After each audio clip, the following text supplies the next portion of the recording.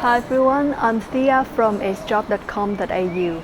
I help skilled migrants and international students get jobs and live a better life. Most of the time when you read a job ad, I guess you have a feeling, oh, this job is asking for a lot of things. I'm so underqualified for this position.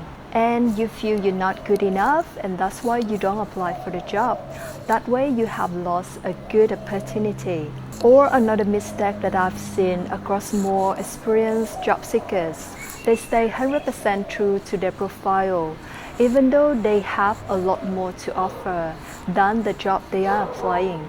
So do you still apply for a job when you are over or underqualified? Yes, of course you do. But you need to use the strategy that I'm going to share with you in this video. So interested in learning more about the strategy? Then keep on watching this video to the end.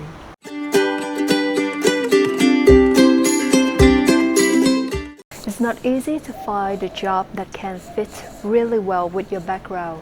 That's why most of the time when you see a job ad, you may have a feeling of being over or underqualified, and hence you take actions like not applying for the job or downgrading your level too much.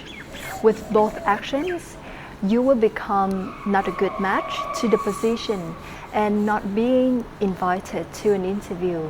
It answers your questions why you have been applying for jobs for a long time and you haven't heard anything back from the companies. So today I'm going to share with you the number one strategy in job search. If you can master this strategy and skillfully apply it to all the positions that you want to apply, you will get a job very soon. And this is the backbone strategy that I use for my VIP clients and help them successfully land the job they want. And that strategy is be a good match.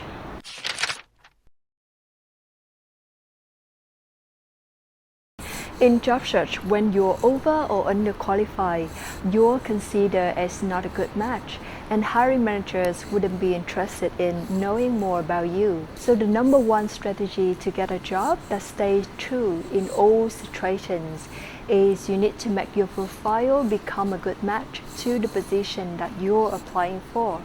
In order to get an interview, your application needs to pass two rounds, the applicant tracking system and the hiring manager.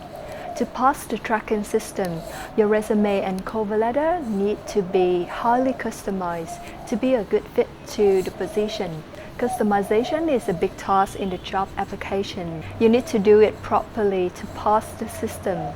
If you just revise some words here and there to match the new company, it may not be done properly, and it's the reason why you haven't heard anything back from the companies except silence. If your application can pass the system, now it needs to impress the hiring managers or show them that you're a good match and they should hire you. Hiring manager wouldn't spend hours to read your application, or they don't read it from page to page with every single word in there, just simply because they don't have time. Every day they have to read about more than 100 resumes. So they just skim it in a few seconds. And in just a blink, if your application cannot show that you're a good match to the position that you're applying, then it just goes directly to the no pile.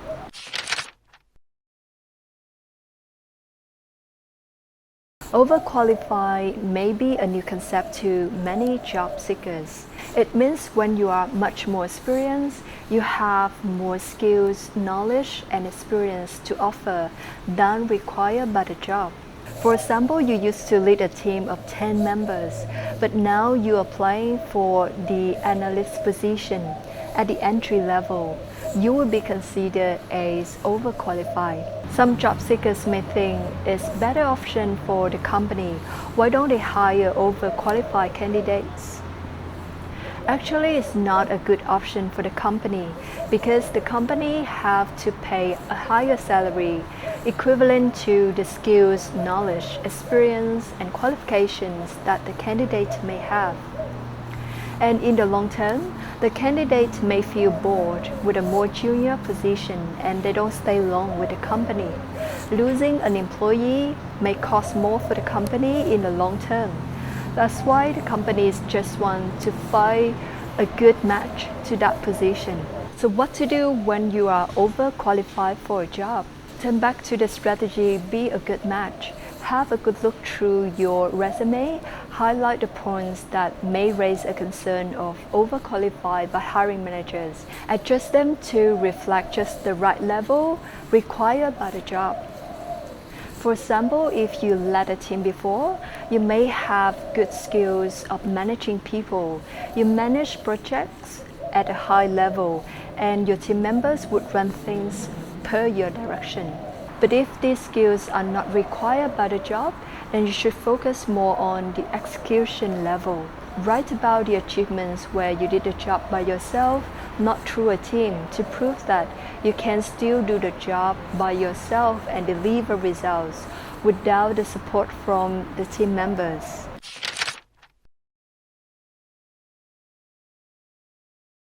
Being underqualified happens when you're a fresh graduate, or you have less experience than required, or you don't have experience in a particular field of that position.